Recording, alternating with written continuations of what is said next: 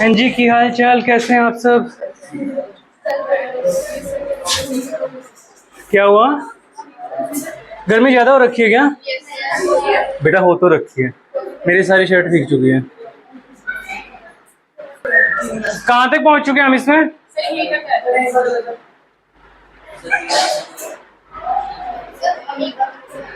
Stomata करा दिया था क्या मैंने?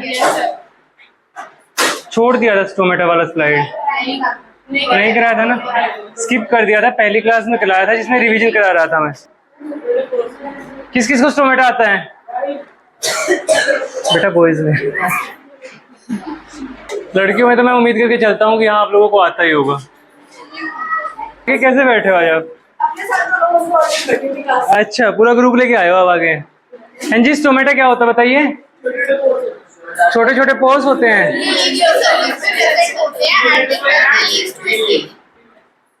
इट इज लाइक कि देखो यार, जैसे हमारी स्किन होती है ना, स्किन से पसीना बाहर आ रहा होता है।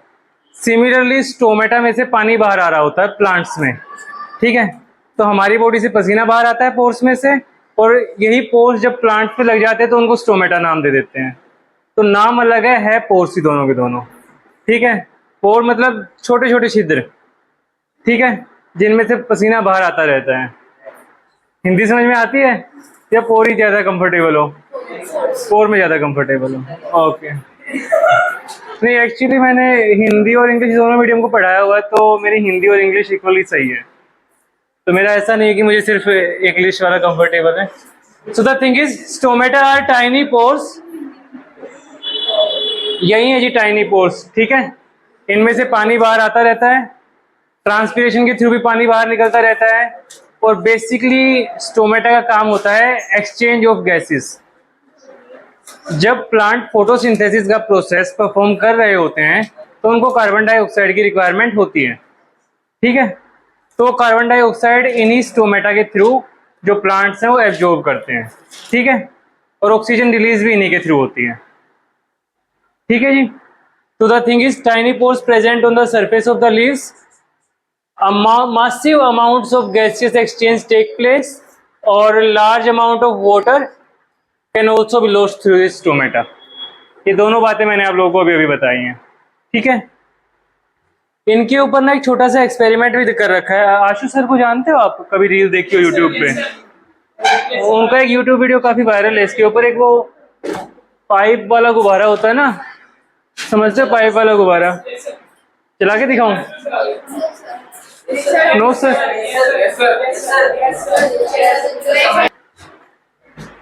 ये स्टोमेटा के लिए परफेक्ट एग्जांपल है। वैसे जब इसको हम फोल्ड कर रहे हैं तो ये बिल्कुल स्टोमेटा वाली शेप ले रहा है, ठीक है।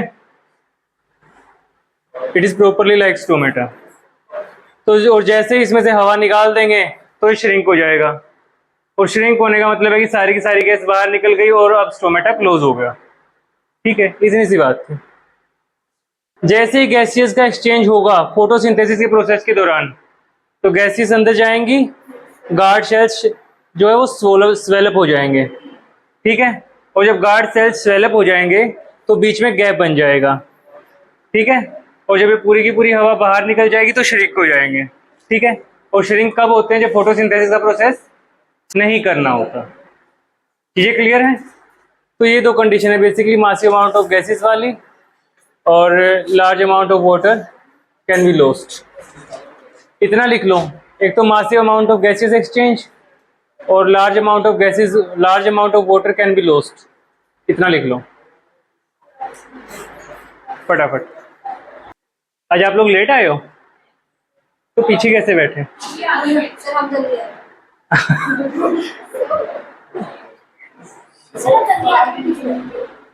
आप जल्दी आके भी पीछे बैठते थे? जल्दी जल्दी?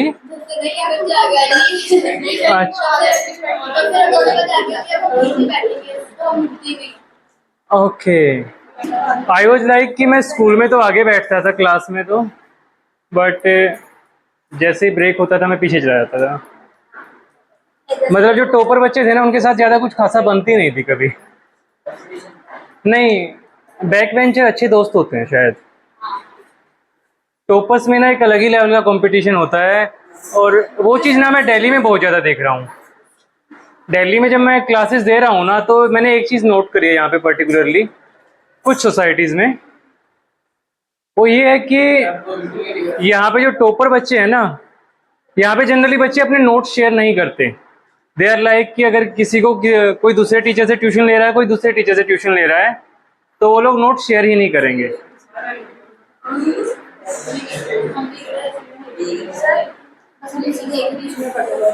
अच्छा, नहीं अगर सेम में भी पढ़ते हैं तो बच्चे छुपाते हैं बच्चे नोट्स।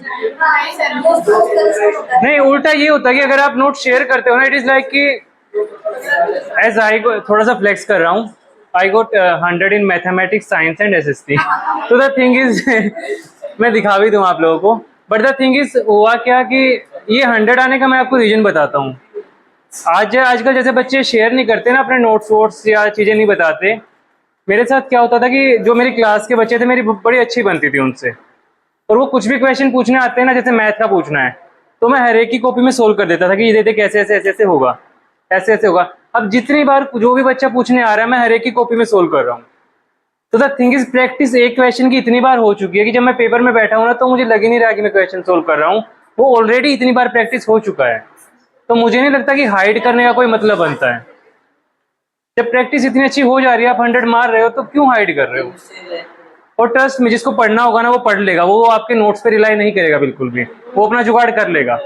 तो छुपाना नहीं चाहिए, बेसिकली शेयर कर लेने चाहिए, ज्यादा फर्क नहीं पड़ता इन सब चीजों से।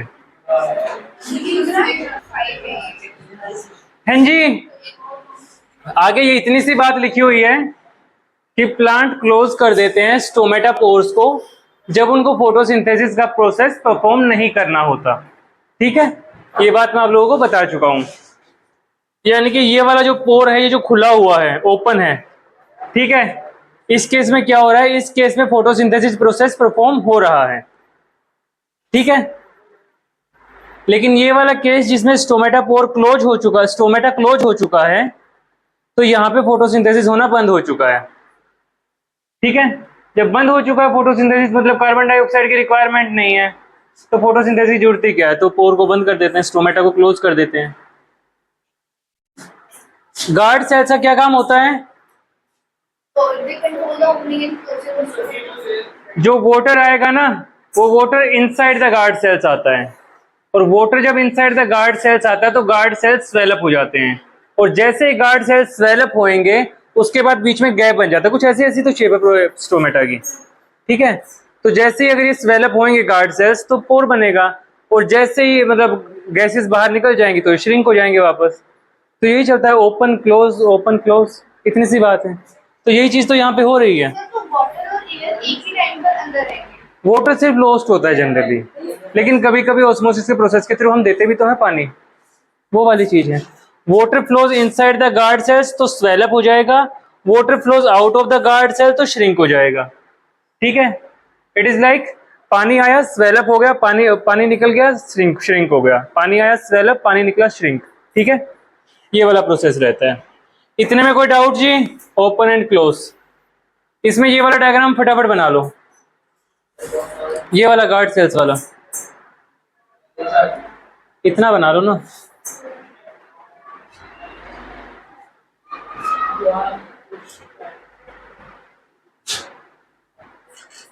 आज मैं लेट हो गया था और मैं आज आपको देख रहा था, आप मिले ही नहीं मेरे को। अच्छा, मतलब दरार पड़ गई दोस्ती में, अब झगड़ा हो गया? आपने किया है? ये तो उम्मीद थी नहीं मेरे को आपसे। इसने किया है?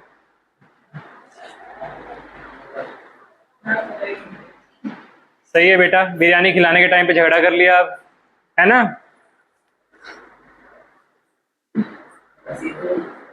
क्या बना रहे हो मिस्टर इब्राहिम आप? हैं जी, क्या बनाओगे? दाग? दाग क्या होता? दाल? अच्छा।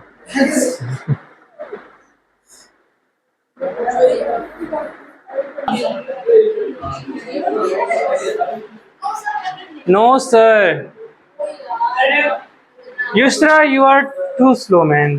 थोड़ी सी बेटा, थोड़ी सी स्पीड बढ़ाओ।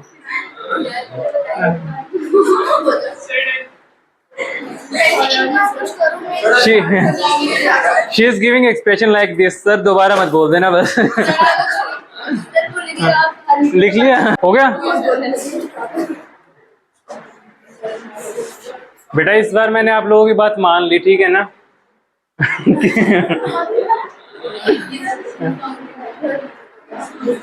नहीं तो आप फिर बोलोगे हमारी सुनते नहीं है। ये हो गया था।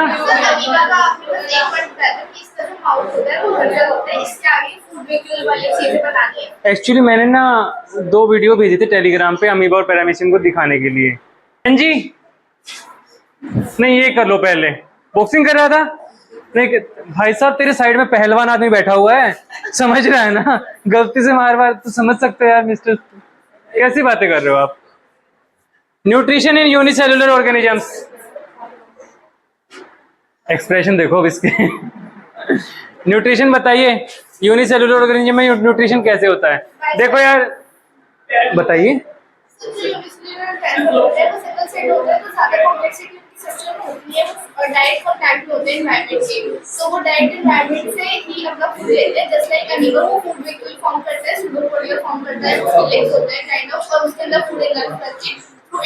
नहीं नहीं जीएस विज्ञान, एक मिनट। इसमें हम इतना जानने की कोशिश कर रहे हैं कि अमीबा फूड को कैसे गेट करता है। How amoeba obtain their nutrition, basically unicellular organism how they get their nutrition. ठीक है, तो amoeba is a unicellular organism. Amoeba क्या करता है, ये पूरी की पूरी स्ट्रक्चर है अमीबा की। और ये कोई भी फूड पार्टिकल है, ये जो मूवमेंट कर रहा है, ठीक है। और ये अमीबा अपने पैर बाहर निकाल रहा है अपने सेल सरफेस से। और जैसे ही अमीबा ने अपने पैर बाहर निकाले सेल सरफेस से, ये बन गया फूड वैक्यूल।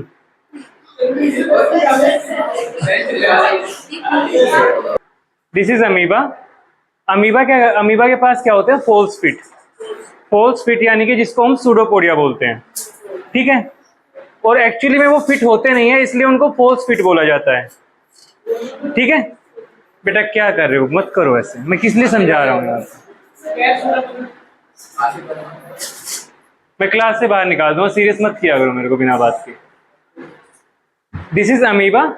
अमीबा के पास फोल्स फिट होते हैं। फोल्स फिट यानी कि सूडोपोडिया। अमीबा का जो सेल सरफेस होता है, सेल सरफेस में से ही ये फोल्स फिट बाहर निकलते हैं।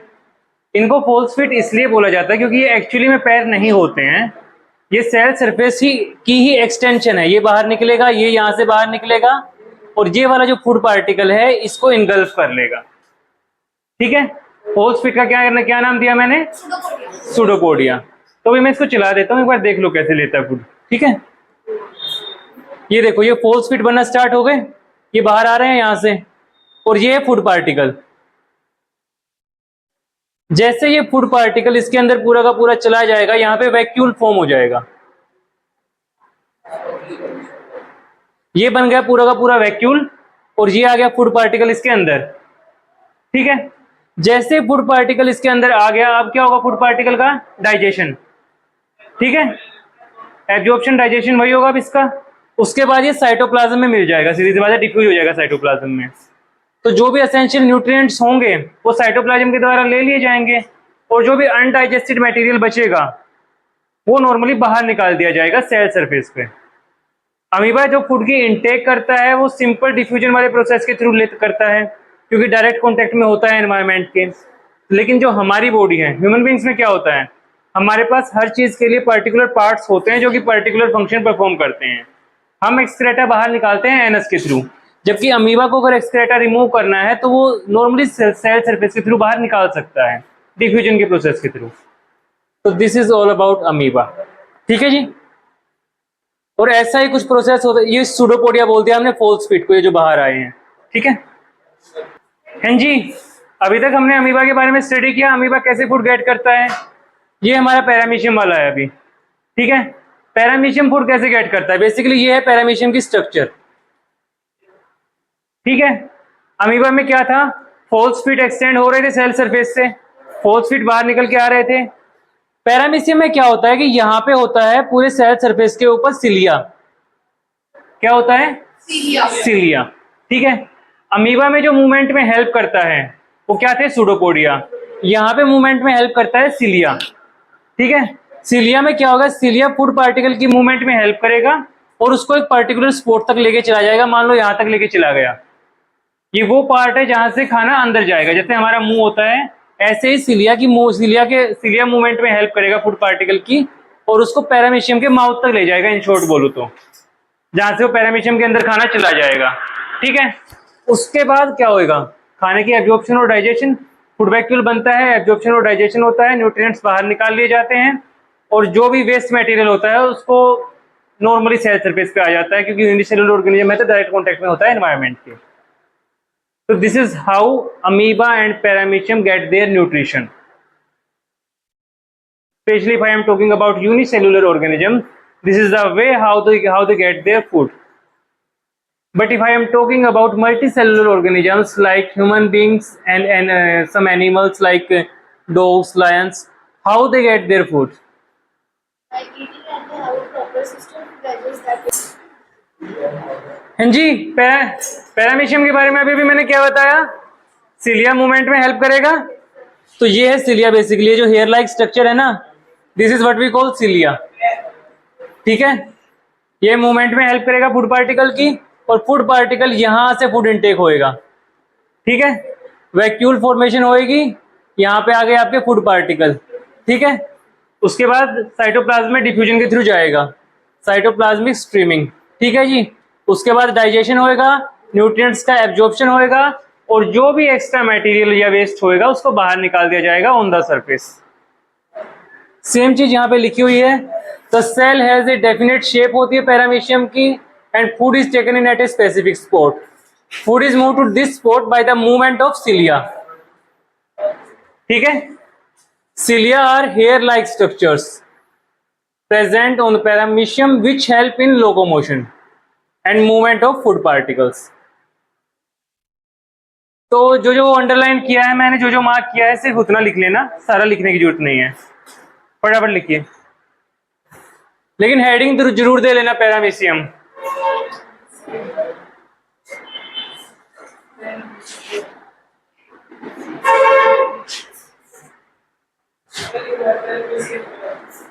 टेस्ट देने का मूड है लाइव प्रोसेस का? नो सर, क्या यूनिटी दिखाते हो तुम लोग टेस्ट का नाम लेके? ले लो सर, जितना हो ले सर। साइड प्लीज, क्या कह रहे हो? नहीं, प्रैक्टिस तो हो जाएगी लेकिन बहुत सारी चीजें ना रह जाती हैं, लिखवाना जरूरी है, बट पीडीएफ भी भेज दूंगा मैं, दोनों कर रहा हूँ। लोकोमोशन बेटा मूवमेंट होती है ना।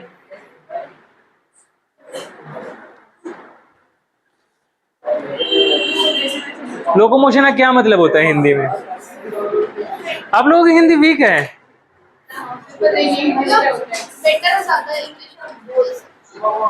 बेटर ज्यादा इंग्लिश आप बोल सकते हो।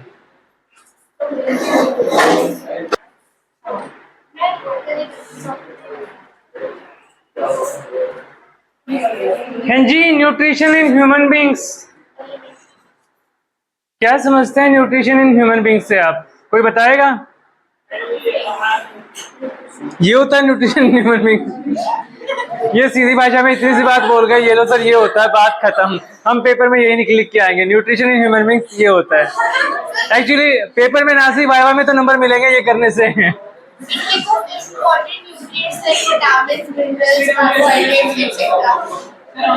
ओके जी, न्यूट्रिशन इन ह्यूमन बींग्स, चलिए जी, कैसे होता है न्यूट्रिशन इन ह्यूमन बींग्स? सबसे पहले मैं आपको थोड़ा सा इंट्रोडक्शन दे देता हूँ न्यूट्रिशन इन ह्यूमन बींग्स के बारे में।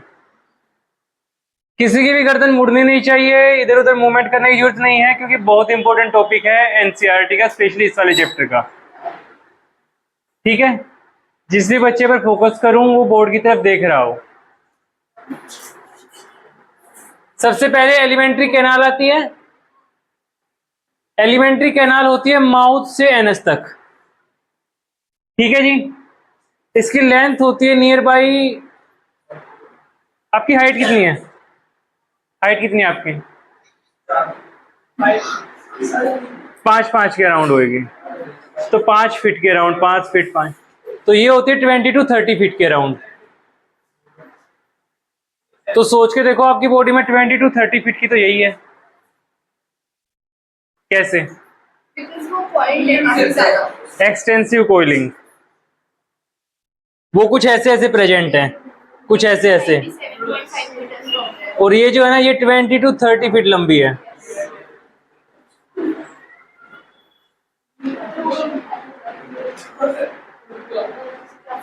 मैंने कहा था।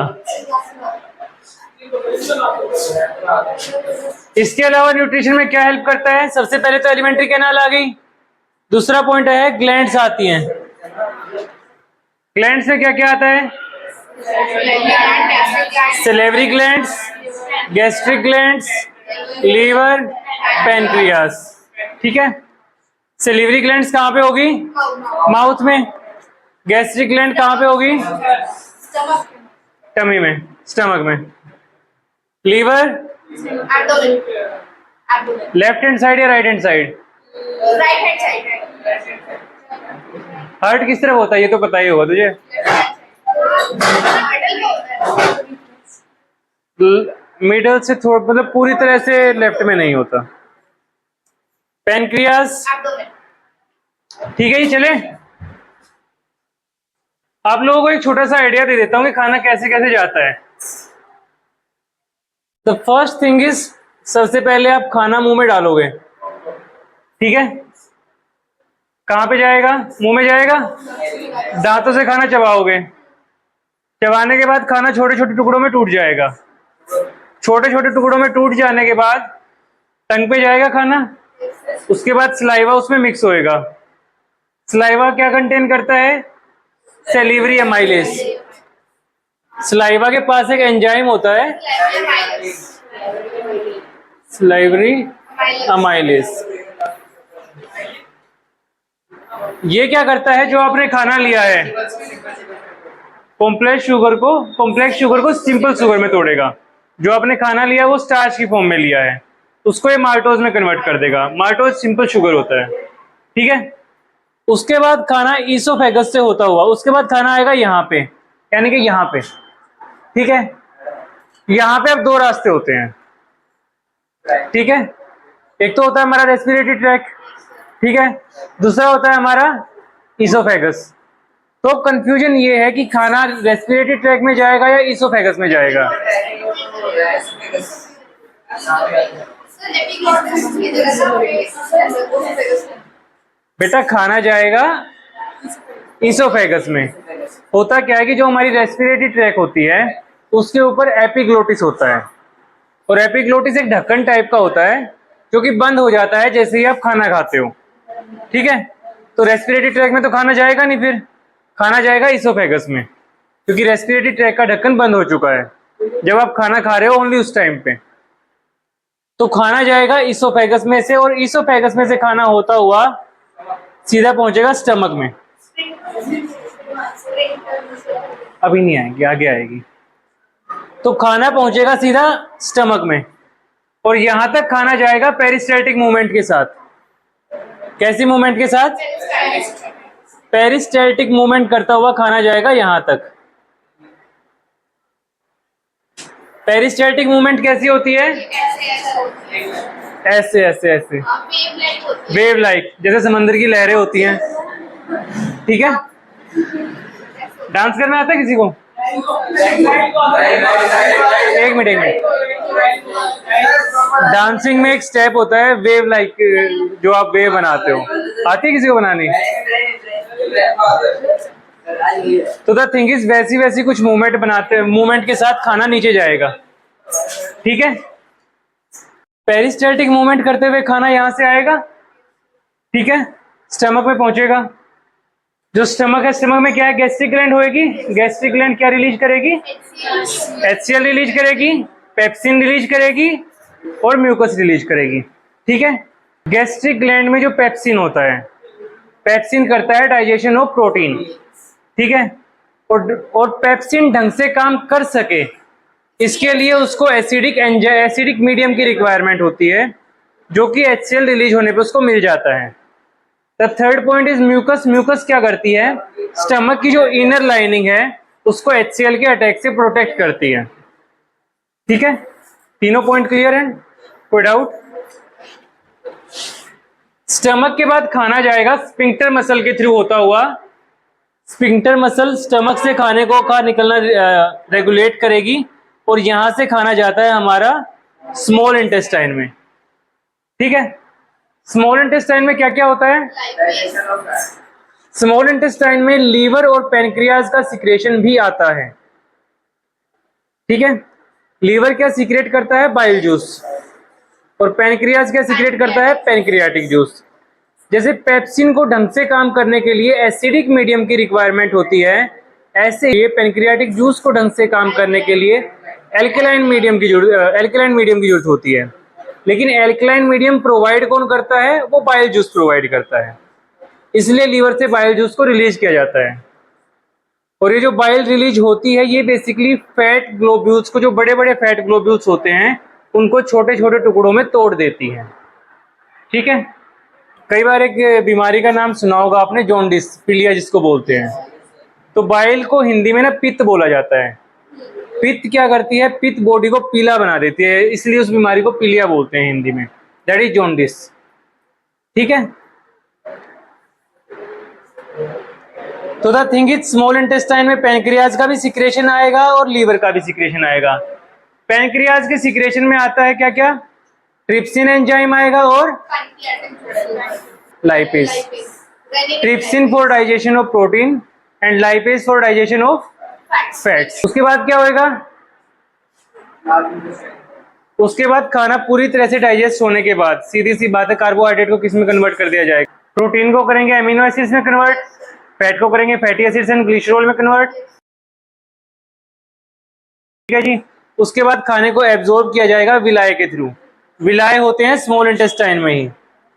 ठीक है, विलाय डाइजेस्ट हुए खाने को एब्जॉर्ब करेंगे और उसको उस पार्टिकुलर जगह तक पहुंचा देंगे जहां पर उसकी रिक्वायरमेंट होगी, जहां पे पुराने टिश्यू को रिपेयर किया जाएगा, नया टिश्यू बनाया जाएगा और आपको एनर्जी प्रोवाइड की जाएगी। उसके बाद खाना जाएगा लार्ज इंटेस्टाइन में। ठीक है, लार्ज इंटेस्टाइन में बेसिकली पानी निकाल दिया जाता है, वहां पे भी विलाय होते हैं। बेसिकली विलाय स्मॉल इंटेस्टाइन में भी होते हैं और लार्ज इंटेस्टाइन में भी होते हैं। ठीक है, यहाँ पे इनमें से पानी निकाल दिया जाता है बेसिकली। बाकी जो भी अनएब्जॉर्ब्ड मटेरियल होगा उसको एनएस के थ्रू बाहर निकाल दिया जाता है, जिसको आप एक्सक्रेटा बोलते हैं। तो नॉर्मली ऐसे ऐसे हमारा ये जो ह्यूमन बॉडी है ये फंक्शन करती है। इसकी मैं डिटेलिंग करता हूँ अब। ठीक है, आपको एक आइडिया दिया है कि चीजें ऐसे ऐसे काम करेंगी। अब रिवाइज कराऊंगा पूरा का पूरा, आपको पूरा समझ में आ जाएगा। ठीक है,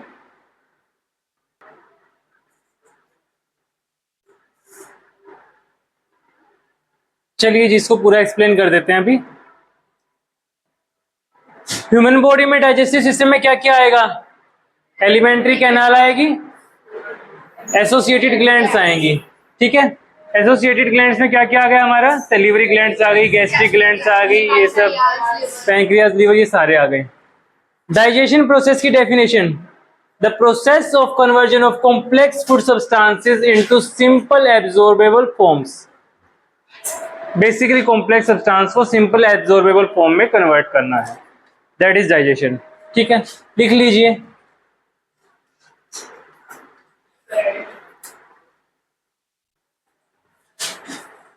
The lining of canal has muscles that contract rhythmically in order to push the food forward.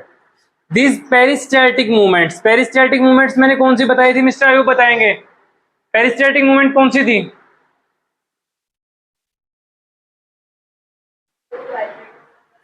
Wave like movement. Wave like movement. Wave कैसे मूव करती हैं? हाँ जी, वेव कैसे मूव करती हैं? कुछ कुछ ऐसे। ठीक है, नाराज हो गए आप हैं? चलिए लिखिए फटाफट। शायद मैं आज या कल में सर को टेस्ट बना के दे दूंगा फर्स्ट चैप्टर का। जैसा कि मैंने आपको कहा था कि संडे को टेस्ट रहेगा फर्स्ट चैप्टर का, केमिकल रिएक्शन एंड इक्वेशन का, तो शायद सर अनाउंस भी कर दें। कल क्लास है आप लोगों की? मैथ की? अच्छा, आप लोगों की एक दिन मैथ की क्लास होती है, एक दिन साइंस की? ओके। और 9th वालों का क्या सीन है? ये कट क्या है? जिसमें सिखाना जाता है। हाँ जी, दिस इज द पाथवे, कैसे खाना जाता है बेसिकली। ठीक है, बेसिकली होगा क्या, मुंह से खाना इनटेक करोगे आप। ठीक है, सेलिवरी ग्लैंड्स होती है मुंह में। ठीक है, सेलिवरी ग्लैंड कौन सा एंजाइम रिलीज करती है? Salivary amylase. ठीक है, कॉम्प्लेक्स, अजीब सा नाम है। ओके, कॉम्प्लेक्स शुगर को सिंपल शुगर में ब्रेक डाउन कर दिया जाएगा। उसके बाद खाना इसोफेगस में जाएगा, जिसको हिंदी में भोजन नली बोलते हैं। ये वर्ड शायद आप ज्यादा बेहतर समझ पाओ इसकी बजाय। ठीक है, इसोफेगस से खाना जाता है स्टमक में। स्टमक में होती है हमारी गैस्ट्रिक ग्लैंड। ठीक है, क्या रिलीज करती है gastric gland? HCl, pepsin and mucus. ठीक है, स्टमक के बाद खाना जाएगा स्मॉल इंटेस्टाइन में। स्टमक से स्मॉल इंटेस्टाइन में खाना जब जाता है तो इस प्रोसेस को कौन रेगुलेट करता है? Sphincter muscle. ठीक है, और इसका पूरा नाम एनसीईआरटी में स्फिंक्टर ही लिखा हुआ है। एनसीईआरटी में सिर्फ सिर्फ स्फिंक्टर लिखा हुआ है, वैसे पूरा नाम होता है इसका। स्मॉल इंटेस्टाइन में किस किस का सिक्रेशन जाएगा? पैनक्रियाज का और लीवर का।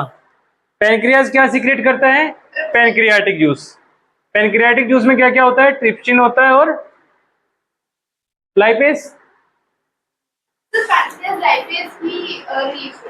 दोनों, जो पैनक्रियाटिक जूस होता है उसमें होती है चीजें। लीवर क्या सीक्रेट करता है? बाइल जूस, बेसिकली जिसको हिंदी में पित्त बोला जाता है। इन दोनों के सीक्रेशन के बाद, पैनक्रियाज और लीवर के सीक्रेशन के बाद, क्या स्मॉल इंटेस्टाइन भी कुछ सीक्रेट करती है? Small intestine intestinal juice secrete करती है। ठीक है, जिसकी वजह से प्रोटीन को अमीनो एसिड्स में कन्वर्ट किया जाता है, फैट्स को फैटी एसिड्स एंड ग्लिसरॉल में कन्वर्ट किया जाता है, और कार्बोहाइड्रेट्स को ग्लूकोज वगैरह। कर रहा हूँ यार, 2 मिनट रुक जा। इसके अलावा स्मॉल इंटेस्टाइन में क्या होता है? विलाय। विलाय क्या करते हैं? एब्जॉर्प्शन ऑफ फूड करते हैं, और फूड को एब्जॉर्ब करने के बाद बॉडी के डिफरेंट पार्ट्स में भेज देते हैं ताकि रिपेयर और एनर्जी प्रोवाइड हो। बॉडी के डिफरेंट पार्ट्स में पर्टिकुलर जगह पर भेज दिया जाएगा, पर्टिकुलर सेल के पास, ताकि ओल्ड टिश्यू को रिपेयर किया जा सके और नए बनाए जा सके और एनर्जी प्रोवाइड कराई जा सके। उसके बाद खाना जाएगा लार्ज इंटेस्टाइन में। लार्ज इंटेस्टाइन में भी विलाय होते हैं जो कि वाटर को एब्जॉर्ब कर लेते हैं बेसिकली। तो अनएब्जॉर्ब जो भी मटेरियल होगा उसके बाद उसको एनएस के थ्रू बाहर निकाल दिया जाता है। तो जो हमारा ये पूरा का पूरा पाथवे है, इसका कंपैरिजन किया है वाटर स्लाइड से। It is basically a long water slide for food with a few pit stops for chewing, churning and burning. पिट से क्या मतलब है यहाँ पे? यहाँ पे क्या चलेगा गड्ढे का मतलब?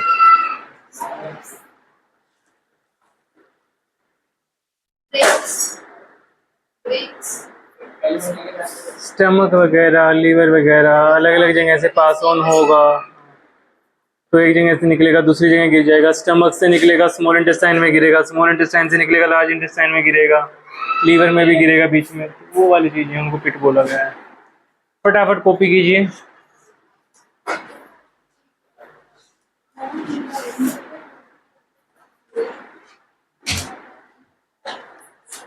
जिस बेसब्री से तुम लोग मेरी तरफ देख रहे हो ना कि सर छोड़ दो मैं समझ चुका हूं, बट समझ के भी समझना नहीं चाहता।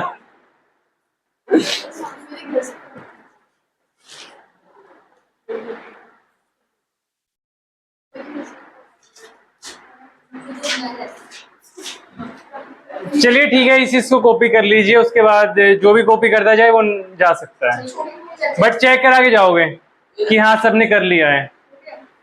दिखाइए। ठीक है, जो भी करता जाए वो दिखाता जाओ और निकलते जाओ। मैं इकट्ठे छोड़ूंगा सारों को, तुम गड़बड़ करोगे। नहीं नहीं नहीं, इकट्ठे इकट्ठे छोड़ूंगा।